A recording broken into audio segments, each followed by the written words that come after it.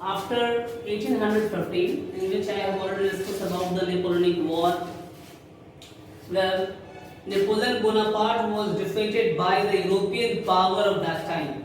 European power that time is the country which are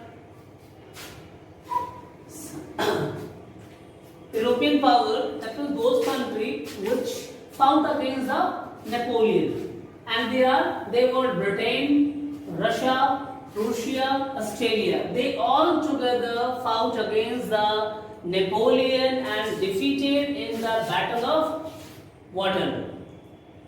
ठीक है, European power defeated Napoleon Bonaparte in the Battle of Waterloo, which was fought in the year 1815. After this war, a congress was called at Metternich, and this congress was called by the members of the European power. That means Britain, Russia, Prussia, Austria.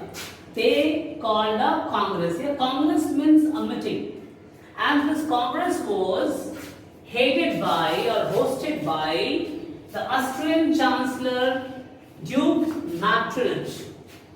This congress was hosted by Duke Metternich, and the Duke Metternich was the Chancellor of Austria by that time. And the main purpose of calling this congress was to draw a settlement for Europe. Was to draw a settlement. That means was to draw points which could be concluded under the peace treaty, and that particular name of that peace treaty was Treaty of Vienna, 1815. So in this congress, in this meeting, a Treaty of Vienna was signed between the European powers in 1815. Now, the main aim of Treaty of Vienna, क्यों Treaty of Vienna को बुलाया गया, उसके पीछे का सबसे बड़ा लक्ष्य क्या था? तो यहाँ पर ये था कि जो चेंजेस नेपोलियन ने सिविल कोड ऑफ 1804 के द्वारा लाया था, नेपोलियनिक वॉर के समय में लेकर जो फ्रांस में बदलाव लाया था और पूरे यूरोप में फिर वो अपना जो है उस बदलाव कोड को जो है कानून को फैला रहा था, उन सारे चेंजेस को क्या करना था? अंडू करना था, उसे समाप्त करना था, उसे कैरी फॉरवर्ड ना कर करके उसे वहीं पर रोक दिया जाए। दूसरी चीज यहाँ पर क्या थी कि हमने फ्रेंच रिवॉल्यूशन में पढ़ा कि फ्रेंच रिवॉल्यूशन के बाद जो है फ्रांस से बारबोन डायनेस्टी की सत्ता समाप्त कर दी गई। पुनः कंजर्वेटिव ऑर्डर, यानी बैटल ऑफ वाटरलू के बाद जब कंजर्वेटिव ऑर्डर फिर से लोगों ने अडॉप्ट करना शुरू कर दिया और उसे ही सही बताना शुरू कर दिया, तो फ्रांस में पुनः जो है बारबोन डायनेस्टी की सत्ता को लागू कर दिया गया। क्योंकि फ्रेंच रिवॉल्यूशन के बाद जो है बारबोन डायनेस्टी लुई 16 के समय में ही डिपोज कर दिया गया था कि फ्रांस पर बारबोन डायनेस्टी की सत्ता नहीं रहेगी। लेकिन बैटल ऑफ वाटरलू के बाद जो है फ्रांस में बारबोन डायनेस्टी की सत्ता को ही लागू कर दिया गया for the purpose of maintaining conservative order in France.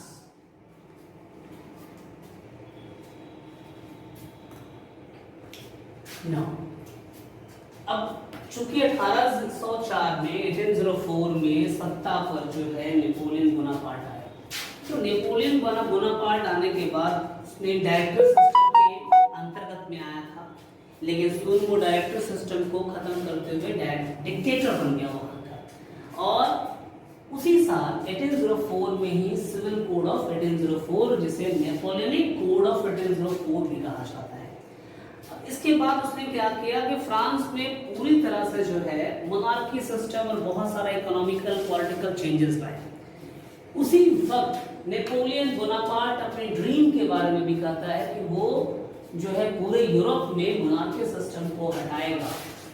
ठीक है, मकसद नेपोलियन का यहाँ पर था, वो पूरे यूरोप पे कंट्रोल करना चाहता था, पूरे यूरोप पर ही अपना सत्ता बनाना चाहता था।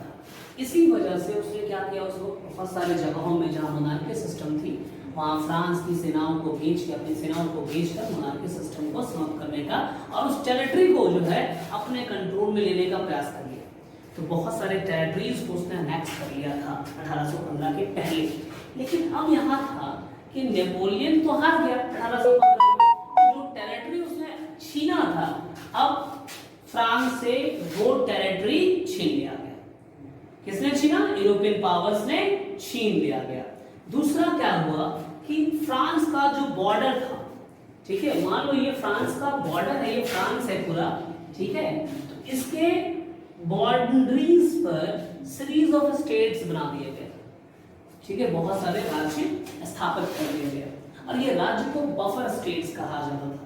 बफर स्टेट्स बनाने का मेन मकसद ये था कि अब जो है 1815 के बाद फ्रांस जो है अपनी टेरिटरी का एक्सपेंशन नहीं कर सके कि फ्यूचर में, भविष्य में कभी भी अगर फ्रांस पावर में आता है, पावर गेन करता है, वो फिर से प्लानिंग करे कि वो टेरिटोरियल एक्सपेंशन करेगा अपना, तो ये बफर स्टेट जो इसके बाउंड्रीज के आसपास ही बना था उसे वो कंट्रोल करे, ठीक है। तीसरा पॉइंट है कि जो टेरिटरीज नेपोलियन ने छीना था, अब यूरोपियन पावर ने उन टेरिटरीज को अपने बीच में क्या कर लिया? अपने कंट्रोल में ले लिया।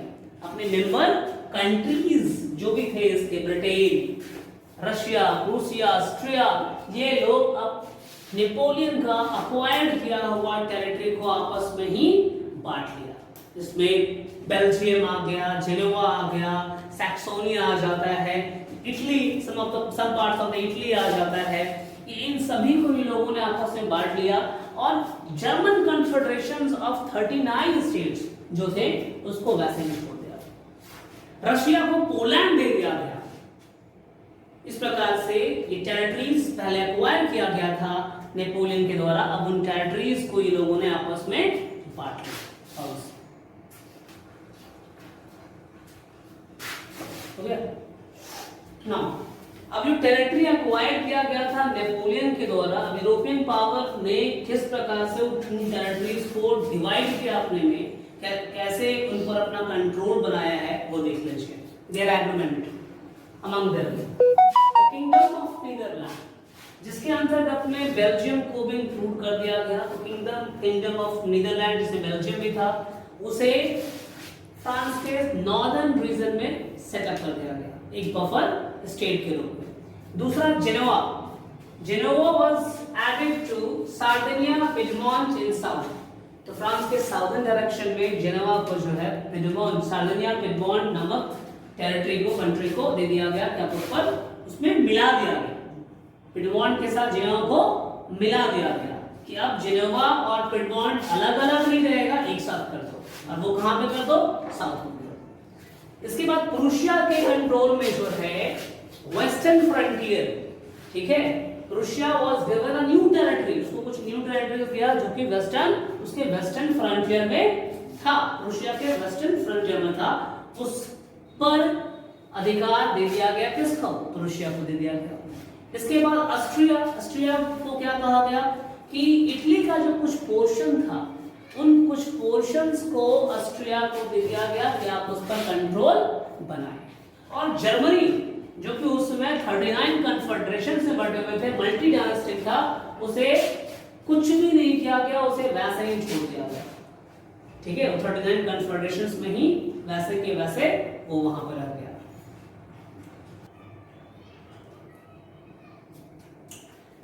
नाउ रशिया भी यूरोपियन पावर का हिस्सा था, तो रशिया को जो है आपका पोलैंड का हिस्सा दे दिया गया, सम पार्ट, पार्ट ऑफ, पूरा पोलैंड नहीं, कुछ हिस्सा उसको मिल गया।